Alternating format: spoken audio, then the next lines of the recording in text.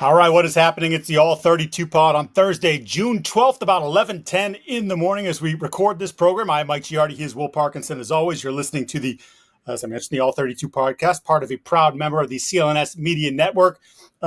Show brought to you by Prizepicks, the number one daily fantasy sports app in North America. Just use the code CLNS. Oh, yes, we are wrapping up mandatory minicamp, and locally, nationally, everything is kind of coming to a close. And then you have those quiet 5 or 6 weeks that Mike Vrabel termed the most important 5 weeks of the offseason, which I think we both agree is a sign of a message, guys. Stay in shape and stay out of trouble. We want to wrap up what we've seen locally between the Patriots and the Jets and then hit some national nuggets as well. I wanted to start in Florham Park with the Jets, Will. Justin Fields, what are you getting? What's the sense? What's the vibe about his first few months as the New York Jets' number one quarterback? Yeah, I think the biggest thing, and I was texting someone about this last night, you almost forget he's the quarterback sometimes. And I know everyone will be like, oh, dude, Fields. No, it's not even about that. There's been such a circus since 2017. It was Darnold. It was Zach.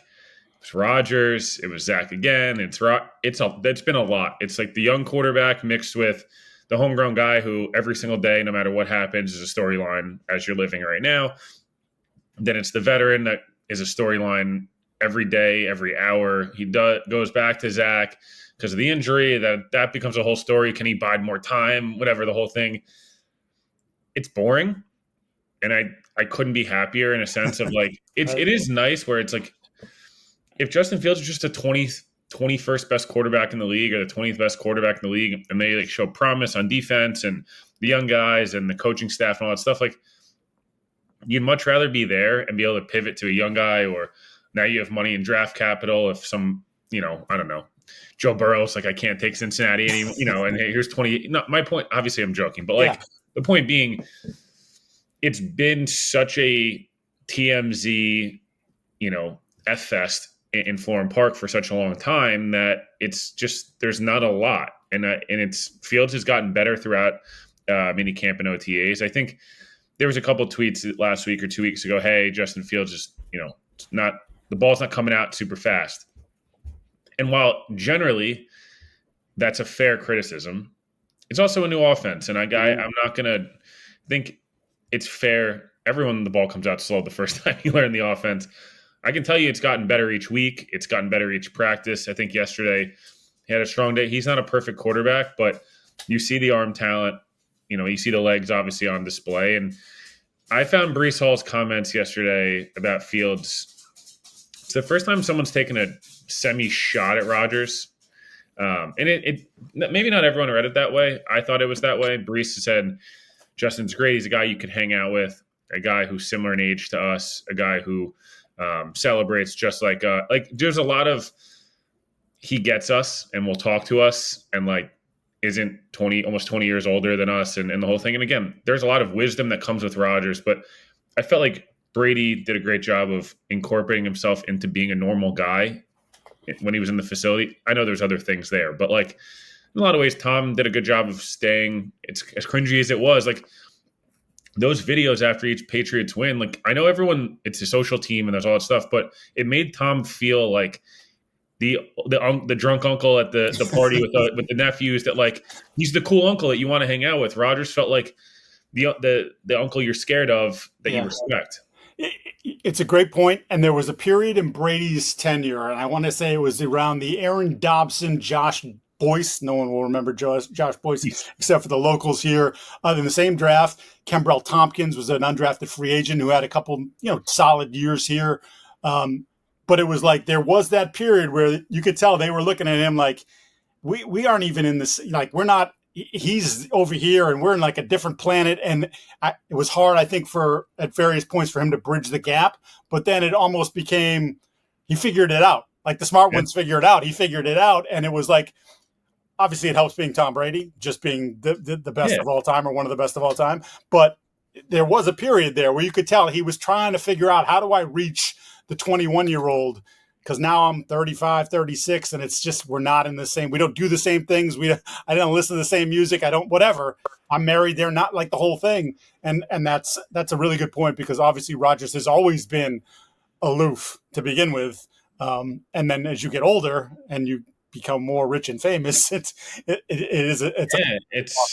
and I think again, I talked about this yesterday on my other show with some people that the cultures.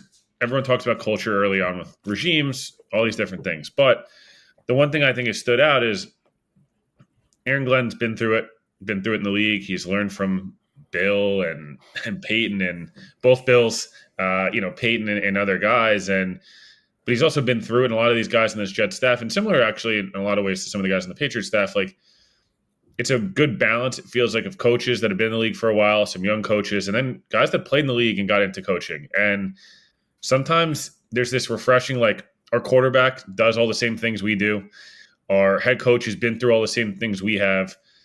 My position coach, you look at the Jets DBs, like if you're a corner, hey, like brand new start, the whole thing, but you're going into each meeting going, our head coach is an all-pro. Our corners coach was an all-pro and won a Super Bowl as a rookie. And I'm going to listen to them a little extra. Not saying that if you hadn't played, it doesn't, again, I'm not saying that. The point being there's a nice balance in the room of a Steve Wilkes who, he's just a coach, and like that's what he does. Yeah. And then a mixture of guys like Glenn and Dre Bly and things like that. And obviously, again, Fields has gotten better. I don't want to – Garrett Wilson's obviously a huge storyline. He's unguardable. But that's not new. It's been like a matter of the Jets have moved him around. Again, they did this in camp last year, and then they didn't do it during the regular season. Garrett should be in the slot a lot. Garrett should be outside in motion, doing these different things and getting the good offenses get their guys in advantageous situations. So those are the real takeaways. Jets will be finished up today. They won't be back for, they'll be back in 6 weeks. And again, the biggest storylines this offseason was Rodgers making a storyline. And outside of that, like, have we talked about the Jets? We talk about them because obviously I cover them, but outside of that, there's nothing to talk about in any like hyper negative, hyper positive. It's just like a normal operating organization, which is a little bit shocking. Refreshing from all that the circus has been for, well, it probably goes even beyond 2017, but for sure the last couple of years in particular, as we've been doing this pod, and Aaron Rodgers did this and so did that, and Devontae, the whole 9 yards there. I'm just going to touch on that quickly.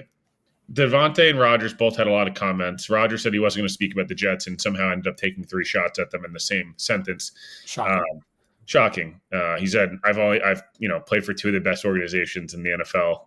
And Kyle Brandt did a good job of he interestingly left out. Again, the Jets don't deserve league-wide respect or anything like that, but it just is funny to say, it's like, I'm not going to talk about my ex and then proceed to talk about your ex for 20 minutes.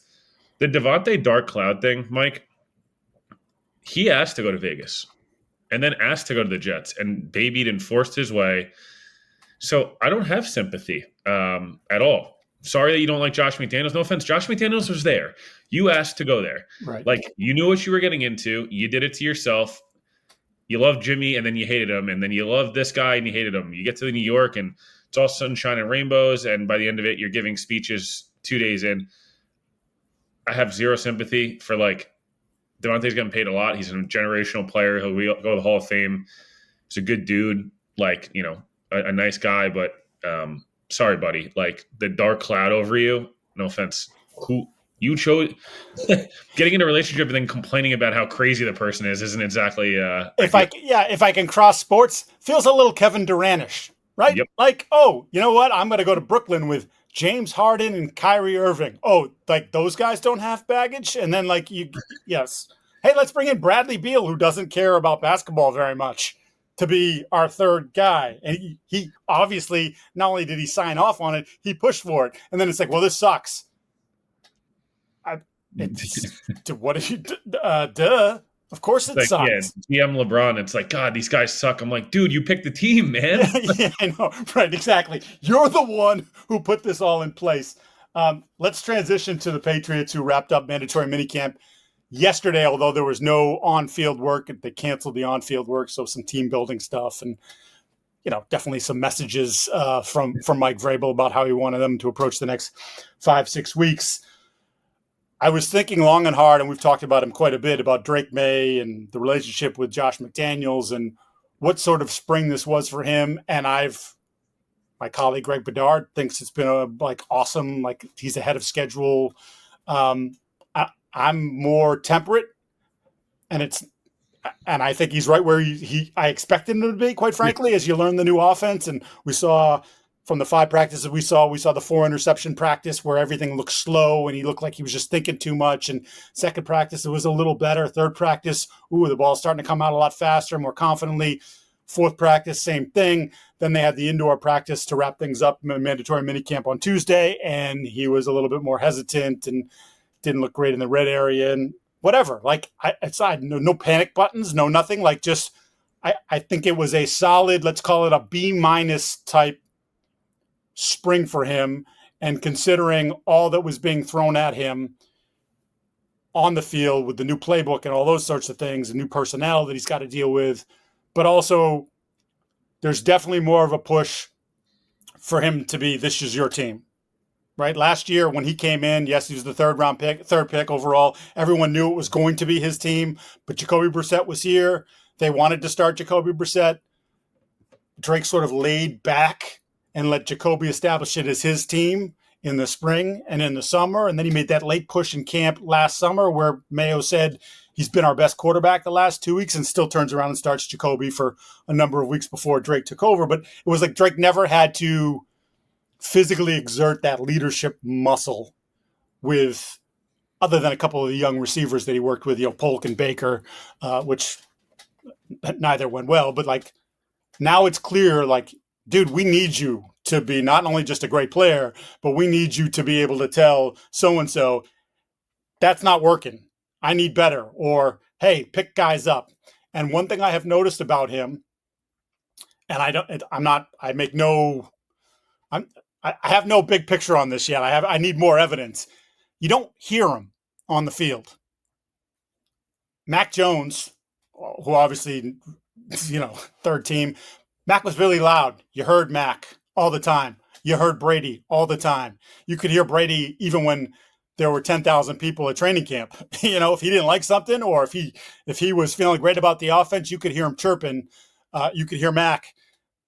Drake, that doesn't seem to be part of his personality. Again, like, I'm making no grand judgments on it. What does it mean? What doesn't it mean? Generally, I'd like him to be a little bit more vocal, but if it's still reaching the guys in the way that he's doing it, then that's fine. But it's just something that I'm kind of keeping in my head, if you will, to see, maybe we see some more of that in the summer when things heat up a little bit. Yeah, I just think that we talked a lot about this with Drake and just the Patriots in general.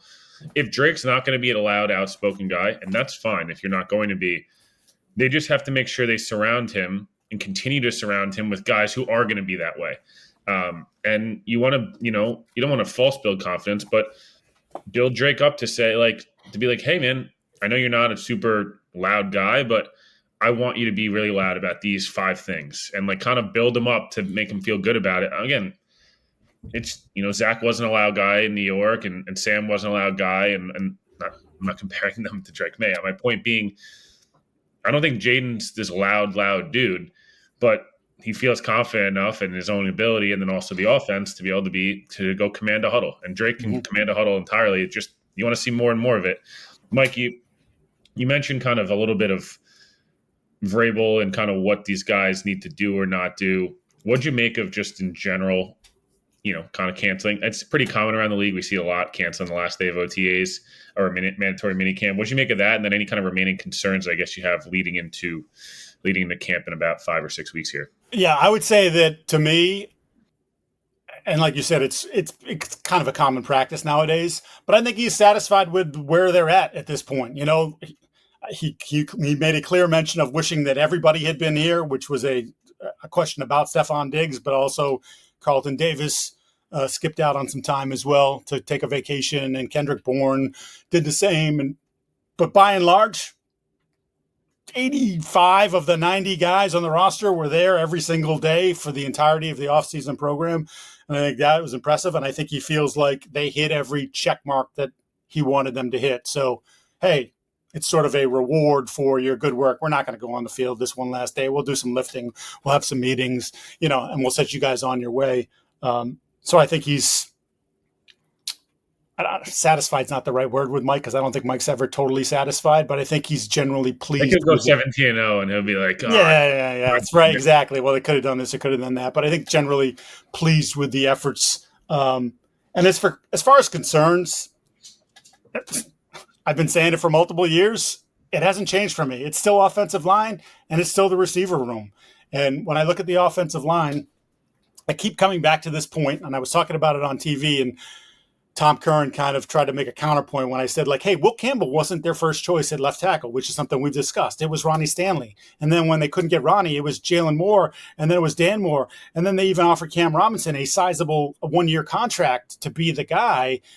And he was like, his counter to that was, well, that doesn't mean they didn't want Will Campbell. It just means that they didn't want to have to necessarily address a need in the draft. They wanted the best player. And I'm like, well, the point is, then they must not have viewed Will Campbell as the best player at that point to try to go through all these different things. And that's no commentary on whether Will can do it or not. We don't know. We haven't even seen him in pads yet, right? Yeah. He's passed every mental check mark that they've given him thus far. But between Bradbury, who's coming off a historically bad pass blocking season, there is still no left guard. Wes Schweitzer, who nobody cares about, went on the reserve retired list, but he had been working probably more with the ones than anybody at the left guard position. So now he's not in the mix. And when it wasn't in the best shape. And we've talked about Morgan Moses, like great pro, tough guy, 34. Will the body hold up for a full 17? And then when you get beyond that layer, which again is not, you're not talking about the most overly strong group, the depth is a concern. It's Caden Wallace, who we never really saw last year. Like I said, the guard position is a mess. Layden Robinson played a lot for him last year. Layden Robinson's working with the third team in his second year out of Texas A&M. So it's not perfect there. And wide receiver, there's more competition there. Obviously, if Diggs is right or something close to right and doesn't piss off Vrabel and the organization and remains on the team, then they've upgraded the top level talent, but it's still not elite. And the guys behind him, okay, Pop's established something in this league, with his 66 catches last year, but Mac Hollins is what Mac Hollins is. They're pushing Kyle Williams. I didn't think it was an awesome spring for Kyle Williams. Not like horrible, just maybe one day where he really kind of popped, but mostly he was just there. Polk is rehabbing. So there's just a lot of different things there where you say, okay, more bodies. There's going to be some competition. A couple guys that were on the team last year are going to be on NFL teams somewhere else are going to get cut. But does that mean it's a good room? It means that Drake's going to have to elevate that room, which has been the way. Josh Allen last year, Patrick Mahomes the last couple of years. But again, those are the MVP type quarterbacks. Drake's got 13, 12 starts under his belt, whatever it may be. So that's where I'm at with that. Before we move on to around the rest of the league, let's hear from Prizepicks. Incredible basketball finals. Maybe the hockey finals are starting to turn in a certain direction, but who knows? And then, of course, baseball in full-fledged. With the daily fantasy sports app that is Prizepicks, you can combine these sports. It's about the numbers. It's about more or less from 2 players up to 6 to win up to 2,000 times your money. Just take a look. Connor McDavid, is he going to pick up the Oilers here? Well, then look at his goal numbers. It's a half a goal. You want more than a half a goal. Combine that with, I don't know, say Tyrese Halliburton handing out assists, points, rebounds, those sorts of things, and you can make it work for you. So just download the app today. Use the code CLNS to get $50 off your first $5 bet. Again, download the app today. Use the code CLNS to get $50 off your first $5. Prizepicks, run your game. All right, let's go to Cincinnati, which I swear has been, they might as well be in the AFC East with the amount of time that we spent talking about them, because they are a fascinating team between the top end talent that they have. And then, of course, the way they run their organization. We've talked about Trey Hendrickson. We'll get to him in a little bit, but I want to go with Shemar Stewart, who's one of 4 first-round draft picks in the NFL that has remained unsigned. The other 3, there's not a lot of noise about. In fact, there's really no noise about. But there is noise about Shemar Stewart, who on Wednesday decided, you know what? I'm out. And he left camp. He's been there without a contract. He's not working out. He's protecting his physical health. But he took some shots at the organization on Tuesday or Monday it was, and now he said, I'm leaving until this is done. And Shemar is basically saying, they're trying to win the negotiation, and it's about language in the negotiation, which the language that's being discussed, he has every right to be, doesn't he, to say, screw you, what you're asking is ridiculous. 99% of the players would not sign this, which, by the way, he said he's got the backing of his teammates in Cincinnati. Of course, many of them have dealt with Brown ownership and Mike Brown and the ownership there about how they want to operate. And it's just, so you don't have Hendrickson in camp because you pissed him off, and you're not willing to do what it takes to re-up him or give him the extension that he's looking for, with a salary bump. And the guy that you use to probably play opposite him this year and then replace him next year, you haven't had on the field either because you're dicking around about money and language. Yeah. This is very annoying. So if this would have happened 10, 15, about 15 years ago range, where you used to, every contract's different, in terms of guaranteed money and where, these guys can negotiate. It's a pretty, there's obviously a general barometer, but first overall picks, this used to happen all the time. We saw this. Look, Sam Darnold and Zach Wilson missed camp practices, from this type of language. They practiced, but they eventually got to camp, and it was a whole disaster. The reason he's not practicing is because the Bengals are going after injury money. That if he potentially gets hurt, and if you're Shemar Stewart sitting there going, dude, I haven't even played a snap for you, and you're already going after money.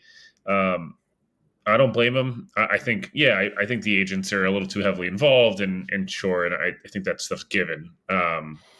Agents are agents, right? So we get it, but I just don't know what the Bengals are doing. I really don't. If you had paid Trey already, and it's like, hey, Shemar, you're a rookie, dude, and there's nothing else going on, it'd be one thing, but we just went over this with Jamar Chase, with T. Higgins, with Joe Burrow. This is not a new thing. Jermaine Pratt and Logan, every single guy, it feels like Jesse Bates, they didn't pay because they didn't want to pay safety. And it's like you replace him with, I don't know. The whole thing is annoying, and you're in this win now window. I'd want those guys on the field. Yeah. And if you don't want them, Hendrickson specifically, why is he still on the team? Yeah, should have traded him before the draft and gotten some assets. Probably a 1 or 2 twos, and then you got Shemar and a couple other guys to piece together, and it's like, hey, we're going to be better as the collective than the whole Soto's gone, so we're going to now sign Freed Bellinger and Goldschmidt, and we're better. No, whether you're actually better or not, who knows? We'll see. But the point being, could have gone in a lot of different routes there, but instead, you can't be half in, half out. One or the other.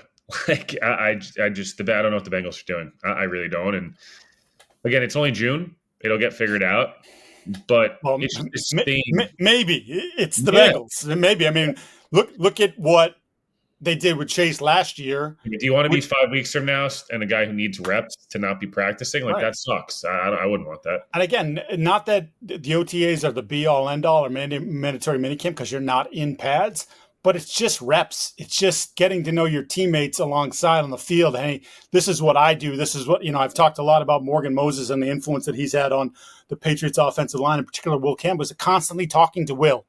Between reps after practice, their lockers are next to each other. It's like that kind of stuff is invaluable for a young player with expectations. I can lean on this guy. Shemar should be leaning on Trey Hendrickson together in a room, and instead neither one of them are in the room now, and it's just illogical. To your point, 1 foot in, 1 foot out. This should have been an off season of celebration. When they got Jamar done and then they managed to keep T. Higgins, it was like, okay, now all you got to do is check off the Trey Hendrickson box for the win now, and then you draft Shemar, and it's like, no, they've made it personal, as Hendrickson has said, with him, and he's staying away and eats $100,000, more than $100,000 fine for staying away from mandatory minicamp, and you can't get your first round pick in. It just creates a cloud. It's a distraction. Joe Burrow admitted it's a distraction, and Burrow openly wondering when he talked a couple days ago about, I don't know that Trey's going to be here now, and does that make us a better team? The answer to that obviously is no, and Cincinnati, you didn't make the playoffs last year.